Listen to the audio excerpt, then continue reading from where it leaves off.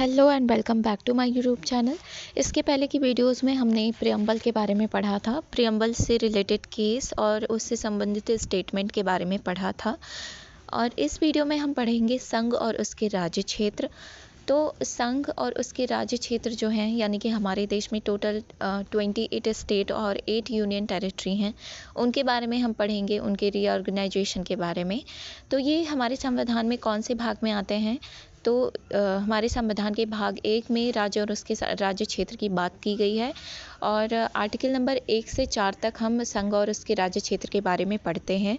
भारत जो है वो राज्यों का संघ है या ग्रुप ऑफ स्टेट है, ये आर्टिकल नंबर 1 में दिया गया है। आर्टिकल 1A में दिया गया है कि भारत का नामकरण कैसे होगा। तो संविधान सभा ने भारत के 2 नामों को स्वीकार किया है। पहला तो है भारत और दूसरा है इंडिया। आर्टिकल नंबर 2 की बात करें तो नए राज्यों का प्रवेश और नए राज्यों की स्थापना की बात कही गई है आर्टिकल नंबर 2 में। लेकिन नोट, भारत की सीमा के बाहर के क्षेत्र यदि शामिल होंगे तो आर्टिकल नंबर 2 का यूज़ करेंगे। यानी हम इसे ऐसे समझ सकते हैं कि ऐसे क्षेत्र जो भारत का हिस्सा नहीं है, अगर वो भारत में शामिल होना चाहें तो हम आर्टिकल नंबर 2 का यूज़ करेंगे। जैसे सिक्किम और गोवा, ये पहले भारत के राज्य नहीं थे, लेकिन इनको आर्टिकल नंबर 2 का यूज़ करके इनको शामिल किया गया है। फिर आर्टिकल नंबर 3 का यूज़ करके हम नए राज्यों का निर्माण कर सकते हैं, सीमा क्षेत्र और नाम आदि में परिवर्तन कर सकते हैं। अब इसका एग्जाम्पल हम ले तो जम्मू कश्मीर और लद्दाख, तेलंगाना। भारत की सीमा के अंदर यदि कोई क्षेत्र बनना चाहता है तो उसके लिए हम आर्टिकल नंबर 3 का यूज़ करेंगे। आर्टिकल नंबर 2 का यूज़ हम तब करेंगे जब कोई क्षेत्र जो भारत के बाहर है, अगर वो भारत में शामिल होना चाहे। और आर्टिकल नंबर 3 का यूज़ हम तब करेंगे जो भारत की सीमा के भीतर है, लेकिन उसके नाम में परिवर्तन होना है या उसकी सीमा पुनः निर्धारित होनी है, तो उसके लिए हम आर्टिकल नंबर 3 का यूज़ करेंगे। फिर हम पढ़ते हैं राज्यों का पुनर्गठन, रीऑर्गेनाइजेशन ऑफ स्टेट। तो स्वतंत्रता के समय देसी रियासतों की संख्या जो थी वो टोटल 565 थी। उसके बाद बंटवारा हुआ और उसमें 552 देसी रियासतें भारत की भौगोलिक सीमा के अंदर थीं। इन 552 देसी रियासतों में से 3 ऐसी रियासतें थीं जो भारतीय संघ में शामिल नहीं होना चाहती थीं। और वो 3 रियासतें कौन कौन सी हैं? तो वो है पहली जम्मू कश्मीर, दूसरा जूनागढ़ और तीसरी हैदराबाद। ये तीनों रियासतें भारत में शामिल नहीं होना चाहती थीं, लेकिन एक ऐसे व्यक्ति हैं जिन्होंने भारत के एकीकरण का काम किया, इन तीनों रियासतों को भारत में शामिल किया, यानी भारतीय संघ के क्षेत्र में इनको शामिल किया। तो ये व्यक्ति कौन थे? तो ये थे सरदार वल्लभ भाई पटेल। इनको आयरन मैन ऑफ इंडिया भी कहते हैं और इनको ग्रांड ओल्ड मैन भी कहते हैं, grand old man of India भी कहते हैं। सरदार वल्लभ भाई पटेल के लिए हम एकता दिवस के रूप में 31 अक्टूबर को मनाते हैं। इनको एकता का प्रतीक माना जाता है और इसी के लिए इनके स्टैचू ऑफ यूनिटी बनाई गई है गुजरात में। और स्टैचू ऑफ यूनिटी की जो ऊंचाई है वो कितनी है? तो 182 मीटर्स है। अब हम देखते हैं ये जो 3 रियासतें शामिल हुई भारत में, ये कब कब हुई। तो जम्मू कश्मीर, जूनागढ़ और हैदराबाद, ये तीनों वो रियासतें थी जो बंटवारे के समय भारतीय संघ में शामिल नहीं होना चाहती थी। तो जम्मू कश्मीर जो है वो 26 अक्टूबर 1947 में शामिल हुआ भारत में। और इसके शामिल होने की प्रक्रिया क्या थी? तो विलय पत्र पर हस्ताक्षर करके इसको भारतीय संघ में शामिल किया गया।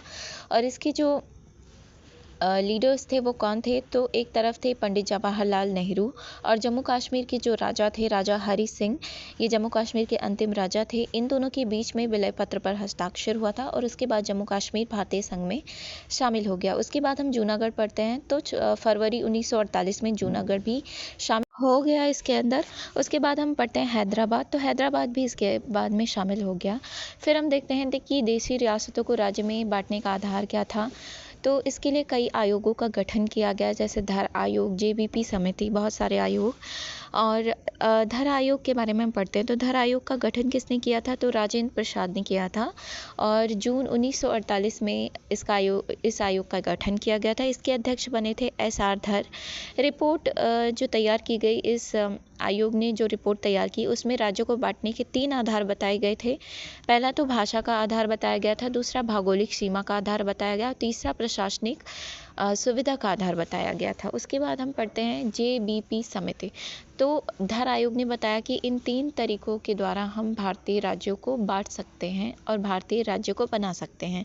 उसके बाद जेबीपी समिति के बारे में पढ़ते हैं तो जेबीपी समिति जो है 3 वर्ड से मिलकर बनी है, 3 लोग इसके अंडर में आते हैं, जैसे जे से पंडित जवाहरलाल नेहरू, बी से सरदार वल्लभ भाई पटेल, पी से पट्टाभी सीतारामैया। तो इस आयोग ने धर आयोग समिति की जो रिपोर्ट थी उसका समर्थन किया। उसके बाद राज्यों का गठन किया गया। तो पहला जो भाषा के आधार पर राज्य बना वो था आंध्र प्रदेश, यानी भाषा के आधार पर बनने वाला प्रथम राज्य जिसके बारे में हम बात करेंगे तो वो है आंध्र प्रदेश। उससे पहले घटना हुई थी 1949 ईस्वी में। तेलुगु भाषी लोग थे, तो इनके जो लीडर थे वो अनशन पर बैठ गए थे और उसके बाद में आंध्र प्रदेश को भाषा के आधार पर राज्य गठित किया गया। उसके बाद हम देखते हैं फजल अली आयोग।